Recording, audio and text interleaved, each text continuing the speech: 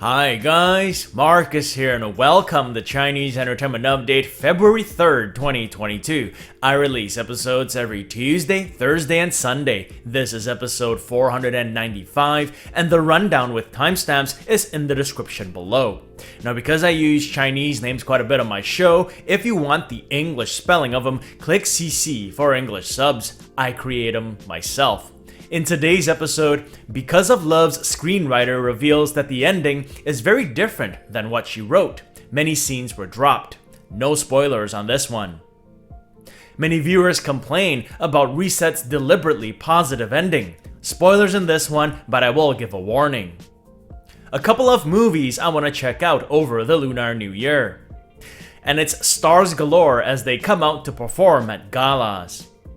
But first, here's what's recently premiered, just the one drama for today and yesterday. Hello, the Sharpshooter is a modern sports drama starring Hu Yitian and Fair Sing, and it premiered yesterday, February 2nd. It follows a sports reporter played by Fair Sing who falls for a competitive shooting champ played by Hu Yitian who just doesn't seem to want to give her the time of day. Eventually though, they get together and push each other to achieve glory in their respective fields. The drama is slated for 40 episodes and is available on WeTV with English subs. And that's it for what's recently premiered. Moving on, a wrap update. 林深见鹿, literally translated as Seeing Deer Deep in the Forest, is an upcoming modern drama starring Jing Dong and Xiaoran, and they wrapped filming on January 24th. That's a nice picture of the two stars. My last update on this drama was back when it was still in its rumored phase. At the time, the rumored female lead was Li Qing. That, of course, didn't materialize. In November last year, they confirmed Li Xiaoran as their female lead. Li Xiaoran stars in the currently trending drama Because of Love with Wallace Chung, and I personally think she's great in it. Jing Dong's last drama to air was People's Property, in which he stars with Yan Ni. I'm a fan of both stars' previous works, so I'll be checking out Seeing Deer Deep in the Forest. It's an interesting title, especially when you consider that it's a workplace romance. I'm sure they'll give it a very different official English title. And speaking of Because of Love, here's a Sina article I came across recently that I found interesting. It's entitled, Because of Love screenwriter reveals that the ending was changed by Bonnie Bo, who's the head screenwriter. Many scenes were dropped. Let me preface this segment by saying that there are no spoilers. I'm on episode 28 of the drama, 2 episodes to go, so I don't know how it ends either. Because of Love is a modern drama starring Wallace Chung and Li Xiaoran. It aired its finale on February 1st and in the past week has been the #1 drama on Chinese TV. According to the aforementioned Sina article, someone recently took to Douban to say that the finale she wrote for the drama was completely different from the one that aired. In the comment section, the person revealed herself to be Yang Xiaohui, who according to Douban is credited as one of the writers of the show, and said that she wasn't even informed of the changes. She added that after lead screenwriter Bonnie Bo made changes to the script, it became a mess. Many scenes were dropped, the ending was incoherent and very different, to the point where it left her speechless. So I don't know why someone would write an article anonymously and then reveal their name in the comment section. Maybe they had a change of heart, that could be it. In any case, like I said, I only have 2 episodes to go, but I guess I'll brace myself in case there really is indeed an incoherent ending. By the way, you guys might have noticed the drama's Douban rating of 6.3 out of around 24,000 ratings. So far, I would rate the drama higher, but I'll give my final analysis after I'm done watching it. The next segment is about the drama Reset starring Bai Jingting and Angel Zhao, and there are spoilers.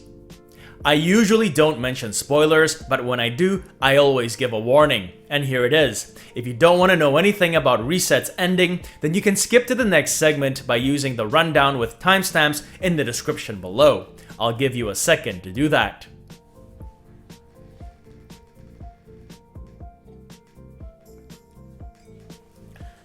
Okay, here we go. Here is a 6th Tone article entitled Viewers Complain Over Hit Chinese Thriller's Positive Ending. The article is of course referring to Reset, and it talks about the issues some viewers had with it, particularly the ending. Reset premiered on January 11th, runs 15 episodes, and is available on Tencent. It's also on YouTube with English subs. Bai Jingting stars as a game designer and Angel Zhao as a college student. They both die in a bus explosion, but wake up to find themselves stuck in a time loop, living the same day over and over again. Together, they attempt to find out the cause of the explosion.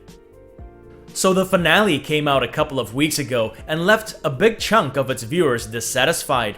Many accused the show of deliberately opting for a positive ending, with the police arresting those portrayed as criminals and the government rewarding those on the bus for their bravery. Following the finale, the show's average rating on Douban slipped from 8.2 to 8.0 overnight. As of today, it sits at 7.9 out of around 580,000 ratings. Still very impressive, to be fair. Meanwhile, according to the Sixth Tone article, the hashtag #开端烂尾, literally translated as reset crappy ending, has been viewed over 310 million times on Weibo. It felt like a bland ending, pandering to government guidelines, and meets the main melody standard, read one post, referring it was in tune with the goal of promoting positive energy online. I did a final thoughts segment on Reset last week, and in it I said I felt the ending was nice and warm, but just not exciting enough for me, which sort of aligns with that earlier sentiment. Part of the reason why Reset might have opted for the ending it did was to meet the standards set by regulators who want to promote certain values and bury others. A web drama analyst surnamed Liu told Sixth Tone that Chinese thrillers often have to make compromises to pass government reviews by adopting a positive ending where good triumphs over evil and making the protagonist a morally good person. Which is great if we're in school, but when it comes to movies and dramas or other creative mediums, and especially the thriller genre or any other genre that involves crime and criminals, it makes things very predictable. I wouldn't be surprised if Reset actually shot a few different endings, but the one that made the final cut was the only one that they could get to pass censorship. Next up, some film news, and I want to talk about two movies that have recently premiered, New Kung Fu Cult Master and Only Fools Rush In.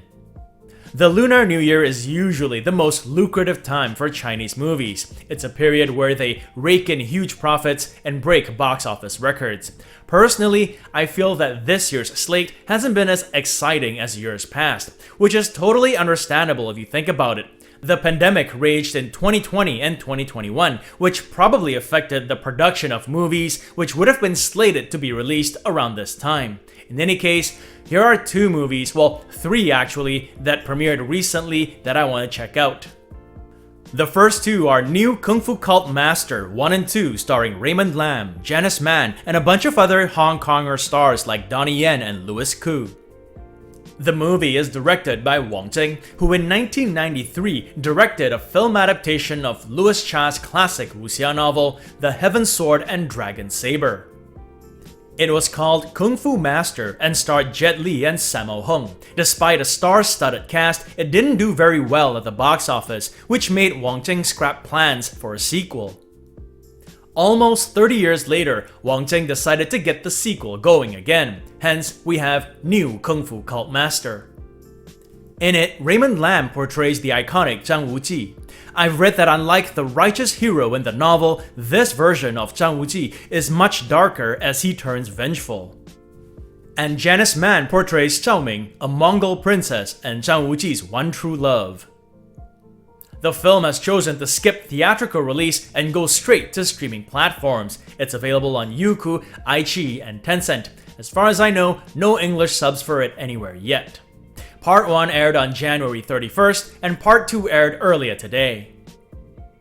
The other movie I want to check out is Only Fools Rush In. It follows a young motorcycle enthusiast, played by Liu Haoran, who embarks on a road trip with his estranged father, played by Shen Teng, a waitress, played by Liu Haochun, and her brother, played by Andrew Yin. A great cast if you ask me. The movie reportedly has elements of comedy, romance, stunts, and witty dialogue. It hit theaters on February 1st and is not available online yet. Next up, celebrity news. Now you guys might have noticed that drama news has been a little bit light in terms of bootings and wraps, and that's because it's the Lunar New Year and everyone has taken a break from filming and gone on holidays. Instead of performing on set, the stars are performing on stage at galas. Like this one, the 2022 China Internet Audiovisual Annual Festival, which aired on February 2nd, and boy was it star-studded. Some of its male performers included Lei Zhang, Yang Yang, Xiaoran, and Ellen Ren. Its female performers included Dilraba, Li Yuchun, Yang Mi, and Zhang Xiaofei. One of the highlights was when Yang Yang and Dilraba took the stage together. It was a You Are My Glory reunion and a tribute to aerospace professionals. The slate of stars took turns performing throughout the program, then all shared the stage together to perform China's Dream, My Dream.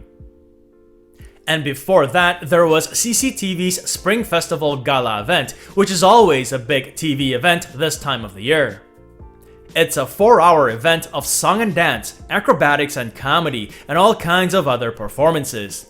This year's celebrity performers included Zhu Yilong, Zhao Liying, and Deng Chao. According to the state-run Chinese media group, almost 1.3 billion people from around the world tuned in for the live broadcast, making it the most watched event in Chinese TV history. On that note, it's Thursday today, so it's time for another segment of my predictions for this Sunday's Top 10 Champions.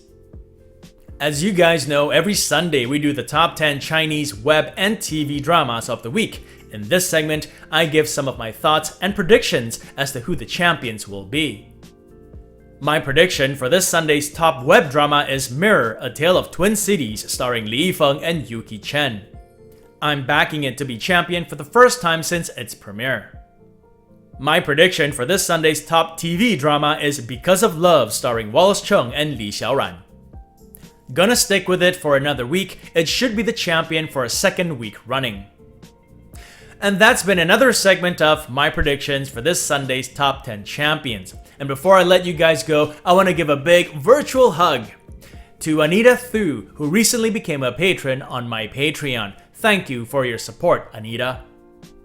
And that brings us to the end of this episode. This show wouldn't be possible without you guys tuning in, so I thank you all for your support. If you enjoyed it, do subscribe and don't forget to hit that notification button for more updates. If you'd like to contribute, check out my Patreon page where for $1 more a month, you'll have access to perks like recaps, requests, and have your questions answered. So stay safe, and as always, I wish you clear blue skies, good health, and happiness. Until next time, cheers!